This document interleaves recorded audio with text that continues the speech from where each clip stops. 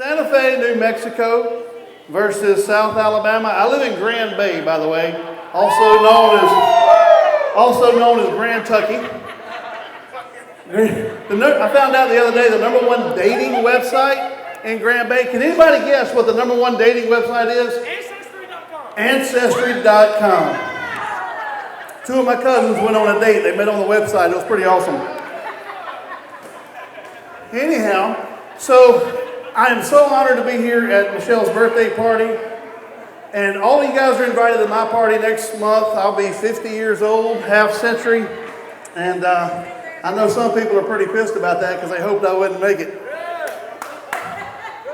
But they didn't get their wish there. So anyway, Santa Fe, New Mexico versus South Alabama. Let me tell you some differences. Step down. All right. I just got kicked off the stage. I've been kicked out of better places. Anyway, so Santa Fe, New Mexico versus South Alabama. I woke up a few weeks ago in Santa Fe and I had a toothache. I'm not connected. I got to back up here. Can you guys hear me? I'm sorry about that.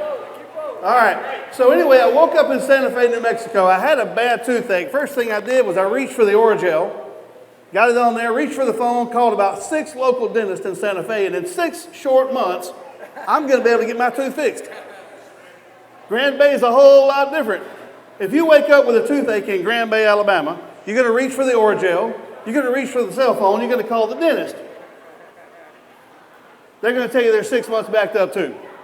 However, in Grand Bay, Alabama, if you have a toothache and you call the dentist, you can stop by, drop your teeth off, they'll fix them while you're at work and you come back and get them later. Big difference, huge difference. It also snows in Santa Fe, New Mexico. So a couple months ago, it was snowing. It was cold. It was so cold. I was on the way to a comedy show, had 8 inches of snow, which I'm not used to. The last time I had snow in Grand Bay, Alabama, I just paid the cable bill and the snow went away. It don't work that way in Santa Fe. So 8 inches of snow on the ground. Here I go. Y'all don't want to hear that one, do you? This kind of bad. This kind of bad. You want to hear this one? Yeah. I get into the comedy show. I'm freezing my butt off. It's cold out there.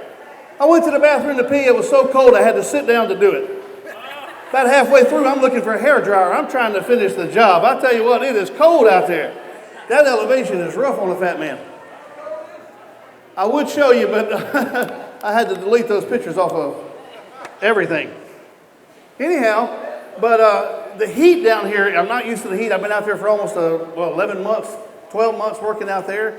The heat here is horrendous. There's no humidity there, so that's a lot different. And the hospitals are different too. So I went to the hospital. I was having some issues. They told me I had some blockages. They were going to have to do surgery. And so I'm laying there in the bed. The male nurse comes in. I would tell you his name, but I forgot it on purpose after what he did to me. I'm laying there. He said, Mr. J, is there anything I can do for you? I said, yeah, man, I got a bad headache. Can you get me something for this headache? He said, oh, no. You're about to go in surgery. You can't have anything. I said, man, I got a killer headache. He said, don't worry. I'm going to hook you up. I was like, all right. So I'm laying there. A few minutes later, he comes back in. I'm laying in the bed. I'm wearing my gown and a smile. He gets behind me. He throws the covers off. He throws the gown open. He sticks 2 Tylenol somewhere else. I'm like, what in the world are you doing? He said, I told you I was going to get you some Tylenol. I said, but I don't take them like that. I'll tell you what I learned about taking Tylenol like that. Number 1, they do not help a headache. Number 2, they taste like crap. True story. And number 3, if you're going to do that, make sure the nurse has small fingers. It will change your life for the worse forever. Y'all about ready? You want another one? All right, let's stay here. All right, I'm going to let you guys pick a topic. The choices are dating after marriage, dating while married, or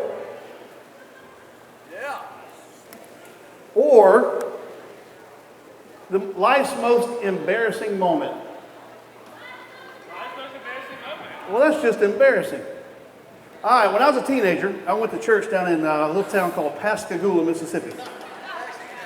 Yeah, And I don't know if you guys are familiar with Pascagoula, Mississippi, but there used to be a restaurant called The Annex right on Highway 90.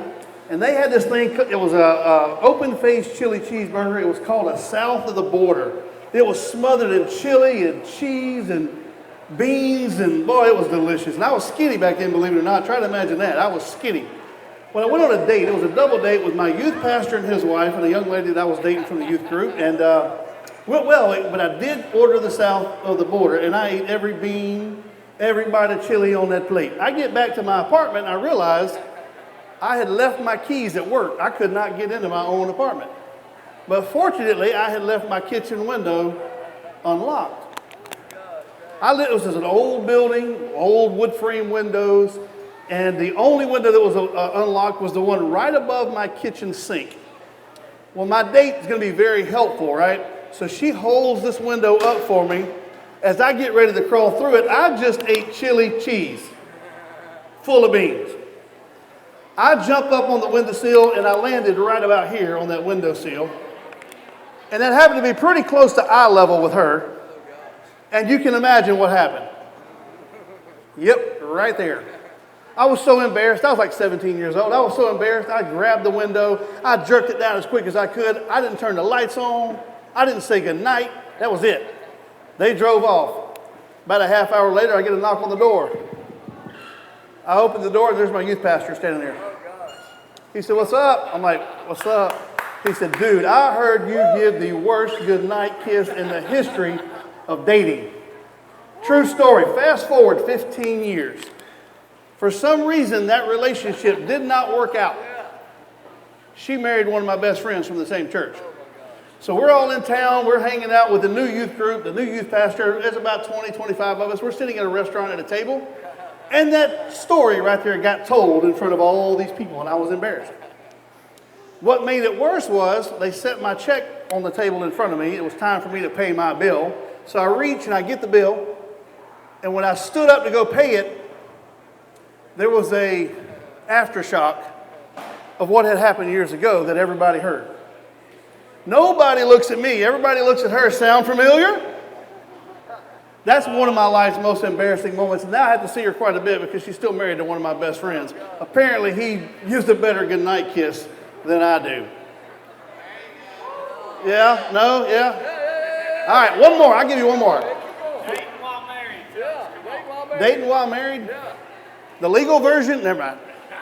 All right, so here's a story I do tell, and everything I say is based on a true story. Sometimes very loosely, but it's still based on a true story. I was married for a long time.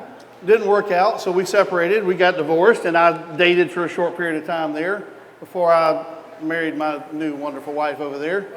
So I went on a date one night, and the date went very, very, very well. And we went back to my place, and I went in there in stealth mode. You know what stealth mode is? I just didn't turn the bathroom light on to take my little blue pill. So I take my pill, and it didn't taste right. So I turned the bathroom light on and realized that I had not just taken my little blue pill, I just took my X-Lax. Oh gosh, Yeah. I'm a gambling man. I took my little blue pill too. So I walk in the bathroom and she goes, "I'm about to blank the blank out of you." Yeah. And I said, "Do you have no idea how right you are?" But let me tell you the side effect. When you take those two drugs together, when a man takes the blue pill and X-Lax at the same time, there actually is a side effect. It is called severe confusion. A half hour went by, I was so confused, I didn't know whether I was coming or going. It was absolutely nuts, absolutely nuts. All right, so they're still setting up, so I'm gonna give you one more. We got any church-going people in here? Everybody go to church? Sometimes, most of the time, every so often, hopefully every week. All right, so I'm gonna tell you a funny story that happened at church. I was at church one day and I happened to sit behind this little kid that had Down syndrome. Smiling the whole church service. He would aggravate the mess out of the pastor. When he was preaching hellfire and brimstone, this kid smiled the whole time. The preacher just got aggravated. The preacher come down one time and looked at him and said, "I rebuke you, you smiling demon, in the name of Jesus." And the little boy with Down syndrome looked at him and said, "I rebuke you too." Well, one Sunday I was sitting behind that little boy, and the lady, Sister Bertha, sitting in front of him. Sister Bertha stood up, And when Sister Bertha stood up, her backside had captured her skirt. It was in there deep. Well, little Billy was going to be helpful, and he reached up and he kind of tugged it out of there. She turns around and slaps him. She said, I can't believe you just did that. Oh, my goodness. Don't you ever touch me there again. She turns back around, and little Billy, being helpful, shoved it back up in there. He figured that's where she wanted it.